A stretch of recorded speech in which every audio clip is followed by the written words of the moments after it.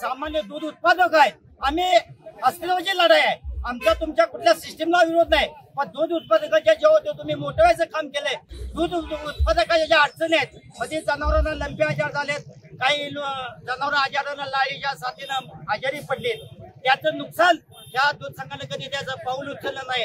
काही संचालक असे महाशय आहेत ज्यांच्या स्वतःच्या दूध संस्था आहेत, त्यांच्या दूध संस्थेच्या म्हशीच्या विक्री 200-300 लिटर होत्यात आणि हे संचालक आणि चेअरमन आमच्या नावावर वराट्यात की म्हशीचं दूध उत्पादन तुमचं का कमी आहे। जे संचालक विद्यमान असा बॉडीमध्ये आहेत त्यांच्या संस्था पहिल्या तपासा, त्यांचं डिबेचर तुम्ही किती कट केले हे तपासा, आमच्याकडे त्याचा तपशील आहे।